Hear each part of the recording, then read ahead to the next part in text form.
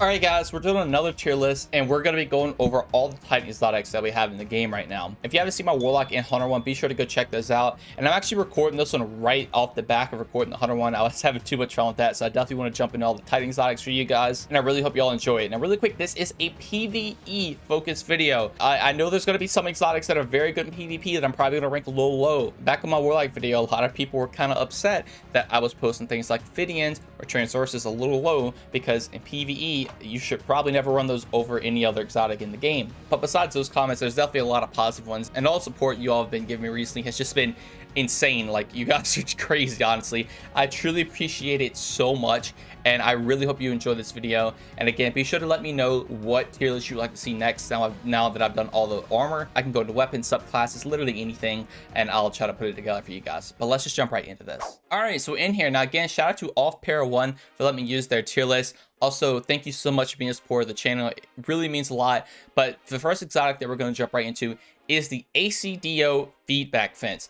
I'm pretty sure that's how the first part of the exotic is spelled. But what this is going to do, you can basically build up melee energy essentially, and when somebody melees you, it like combust around them. It's actually pretty good in PvP, but in PvE, you probably never going to use it. It does have a benefit, so I definitely am going to throw it in C tier, but I would never recommend running this over some other exotics that we have. Now, we also have Accumulrich, which is going to be in a B tier slot for me.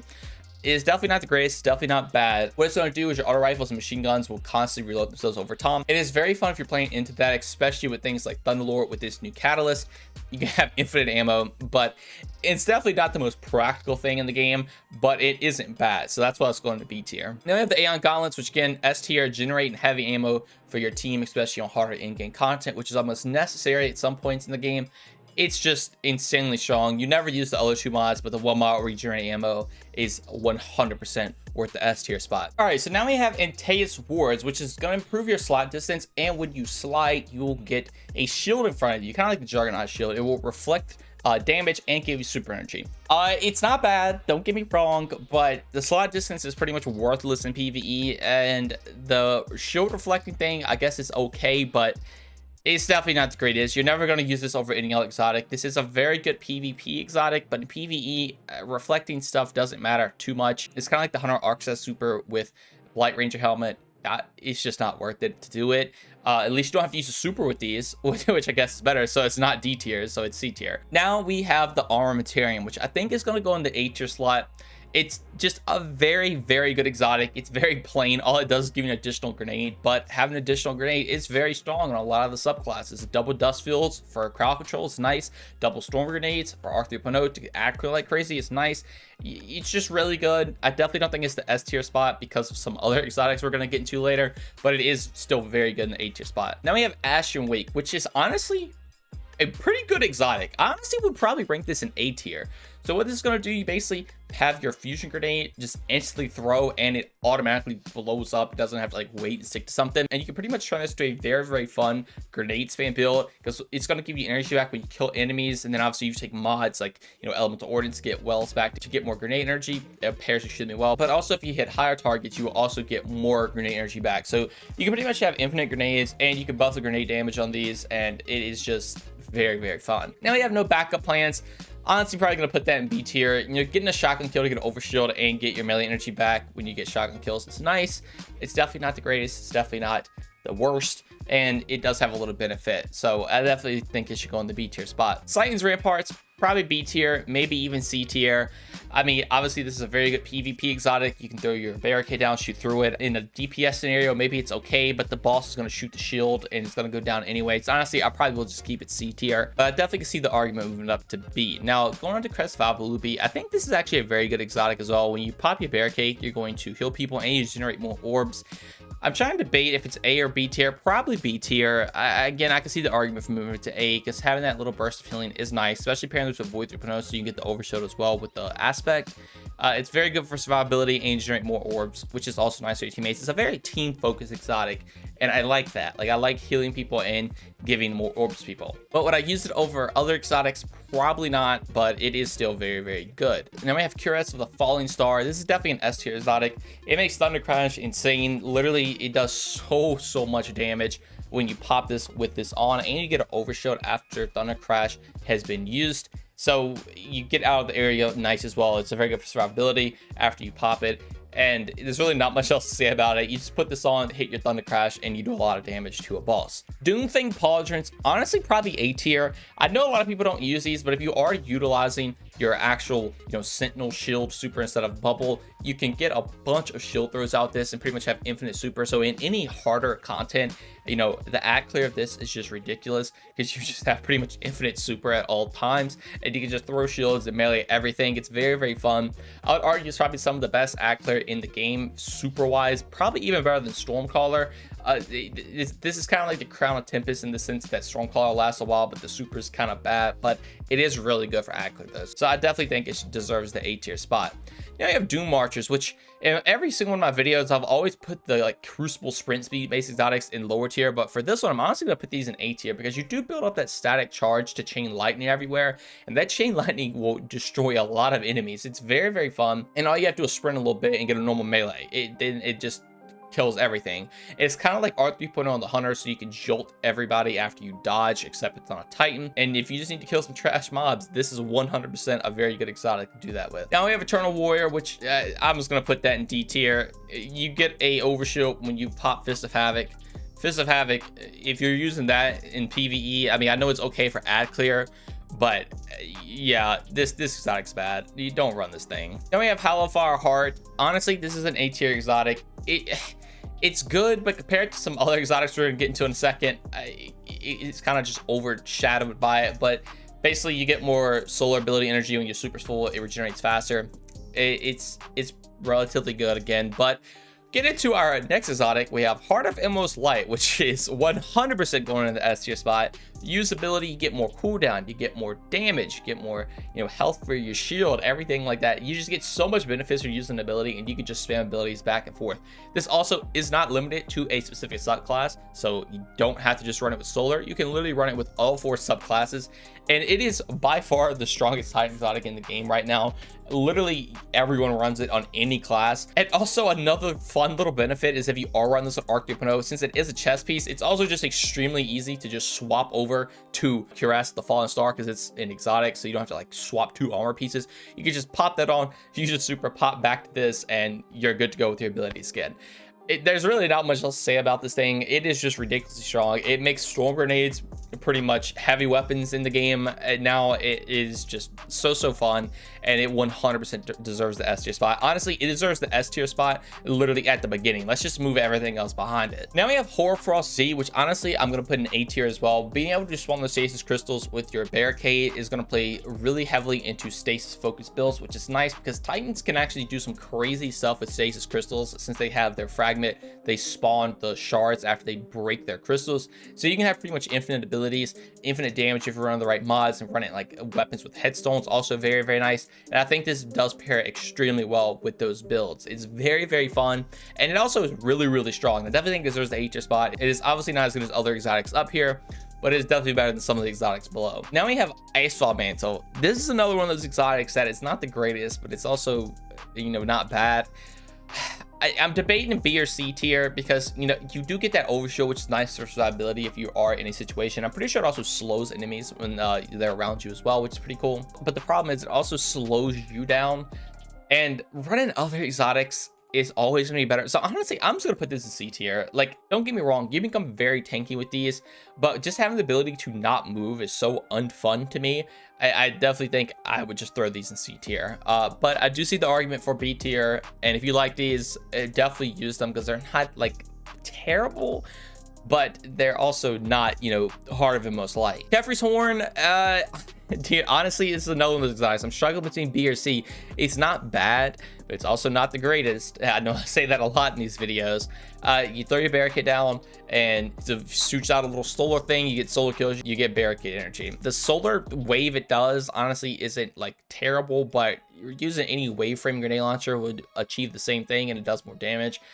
So honestly, probably C tier. It does have benefit, but it's not the greatest. But if you do want to spam barricades, this is a very good exotic for that, because you can just run a solar weapon and get a bunch of energy back. Blind Ramparts, definitely C tier. They're good for jumping puzzles. That's about it. You should never use them pretty much anywhere else in any PvE activity with all the other exotics that we have access to. They have a little purpose, so definitely go into C tier. Lorelei, definitely S tier. It got nerfed. It's still insane. You get a bunch of healing back when you pop your barricade. You spawn sunspots when you are low health, or when you pop the barricade.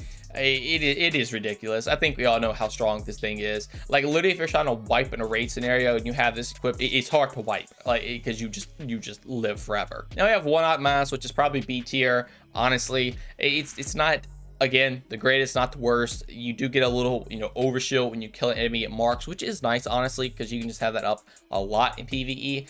But just run Lorelei if you're trying to use survivability, or Heart of Emos Light if you're trying to use abilities. So yeah, that's why it's going to be tier. Mark 44 Sanicides is definitely going to C tier. You get an overshield when you sprint, and I'm pretty sure you get like half your melee energy back when you use your melee, which I guess is pretty cool. So it's kind of playing into a little bit of survivability and a little bit of your shoulder charge melee specifically, but you're never going to run this over any other exotic. Now we have Path of the Burning Steps. Honestly, probably a B tier exotic. It prevents you from getting slowed and stuff at stasis, but the main thing is for PvE, you get that, I think it's called Firewalker, which means you get more solar damage. It does pair extremely well with solar-based builds. It's kind of just like giving all your solar weapons a rampage in a way, and this does stack with other buffs. But to be honest, though, no one ever really runs it. It is fun, and that's why I think it's going into the B tier spot. It also isn't bad, but running something like this over Lorelei or Heart of Emos Light, you just would never do that. But it is still a very fun choice if you are trying to just buff your weapons up a lot. Peacekeepers, honestly, B or C again. It's hard to rank it, because getting that reload for your SMG is nice, but it's also not like difficult to reload a gun in PvE, especially with a bunch of perks you can get. So probably just C tier. It does have a little purpose. Definitely not D tier. It's definitely way better in PvP. Peregrine Greaves, honestly, A tier. I know these don't get utilized that much, but with the ability to just destroy a champion or anything by just jumping in there and shoulder charging an enemy, it is so strong. I would definitely recommend giving these a try. It's very fun. You can make builds so you have pretty much infinite energy, so you can always shoulder charge people as well, and I for sure think they're better than some of the other exotics below. Now we have Phoenix Cradle, which again is going in the S tier spot. I don't see anyone use these, and I think they are so strong. To be honest, I've thought these have been one of the strongest exotics of the Titan, in the game for a while. I don't think it's stronger than obviously Heart of Emos Light or Lorelei, but it is still really good. It makes your sunspots last longer. Your teammates get the benefits of sunspots. So not only do you get all the, healing and everything, literally your teammates do too. And on top of that, it also makes your teammates super last longer, because when you're in sunspots, your super lasts longer. So you could pop something like a Chaos Reach and it just lasts even longer. It's insanely fun, and it also benefits your team so well. You get ability generation, you get health generation, longer supers, everything, and they also last longer. You can spawn them everywhere, so it's not like too difficult to keep this up either. And they're kind of miniature wells in a way. You could just spawn them at all the time instead of having a very long cooldown. I love these things. I definitely think they deserve the A tier spot, and I definitely think you should all give them a try if you haven't. Now we have the new exotic Point Contact Cannon Priest, which is such an interesting name in my opinion. But these things, bro, I'm telling you, these things not good. I'm throwing them in D tier. They had to disable them because they were so strong, but that extra melee damage it does when it chains that lightning everywhere, when you do your thunderclap, it doesn't do a lot of damage. Also, it does give you melee energy back when you get kills. Another exotic gonna be way better for that as well, because it doesn't actually refill your melee all the way. And overall, these things are just so bad. Like, maybe you like them out there, maybe we'll rank them higher, but I definitely think they desperately need a buff, because it seems like they do what other exotics do, just way worse, and they put that into one exotic, and it's just not good. Now we have Precious Scars, which honestly is pretty good. Like, I know a lot of people don't use it. It's hard to rank this. I don't know if I want to do A or B tier. I'll probably do it in B. What it's going to do is if you get a kill with a energy weapon that matches a subclass type, it will actually create a burst of healing around you, which is nice for survivability. And when you revive people or you get revived, you actually make an aura around you that provides overshields. So it's honestly a very good supportive base Titan exotic. And if you don't have any other exotic to run, I probably would recommend running this. It's so hard for me though, because it's definitely not like insane. So that's why I don't want to put it in A tier. But I feel like it is a little bit better than B tier. If I could put it in the middle, I would. But for now, I'm just going to keep it in B tier. Now we have Mask of the Quiet One. When you take damage, you get ability energy back. And when you're on red health, you actually heal when you get kills. This thing is okay. I definitely think it goes in B tier. Honestly, I could probably argue putting it in C tier though. I mean, it was pretty good back when Destiny 2 first launched. It's what a lot of Titans use.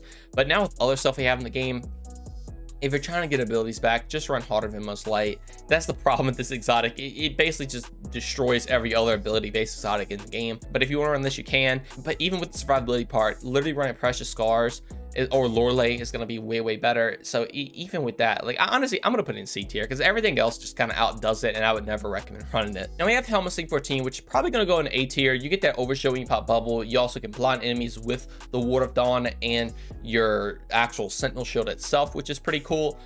The main thing is, if you're in a scenario where things are chasing you, you could pop a bubble down, everything's blinded, you have an insane amount of damage reduction, you get that damage buff. It's literally always been just a very good Titan exotic, both in D1 and D2. It gives you a bunch of benefits with your bubble, and it just makes it a lot more versatile, and you can use it more so kind of offensively, so you can blind enemies instead of having just, you know, for it to be a damage buff, which is really cool. I definitely don't think it deserves the S tier spot because other stuff is a lot better, but it also is very good, and if anyone's run this in your raid team, I don't think you're going to be upset at them. Now we have the Second Chance exotic, which honestly is probably going to go in C tier. I possibly will put it in B tier. You get 2 shield throws, and those shield throws can actually destroy anti-barrier champions. If it would one-shot on GMs, I definitely think it would be B tier. Honestly, maybe even A tier, but it struggles to actually do that. It's not like Wish Ender or Arbalest, so it guarantees the one shot. It actually just does a set amount of damage, which really sucks. Maybe if you can find a way to buff your melee damage up, it would do it. But as of now, like, it's probably honestly just C tier. It's definitely not the greatest. And the shield throw, you know, melee itself is just not as good as shield bash. It is fun, but it is definitely not worth using over other exotics. Then we have Severance Enclosure, which is probably a B tier exotic. When you get power melee kills or finishers, you basically create an explosion around it. It's pretty good for ad clear. It's fun. It's definitely, again, not the greatest, definitely not bad. It's definitely better than some other exotics below it. I think B tier is a pretty good spot for it. Now this is the one that might shock you all. We have Insurmountable Skull for it. This exotic, don't get me wrong, it is utilized by a lot of people. I know a lot of people see the potential in it. I think this exotic honestly is S tier, and I know some people might think that is a little weird, you know, A tier, maybe even B tier. But being able to get your melee energy 24/7 and getting health back from it is just stupid strong, especially with the Titan having a lot of good melees on the arc class. You have your Thunderclap, you have your Shoulder Charge, you have your Ballistic Slam. You just always have those abilities up at all time.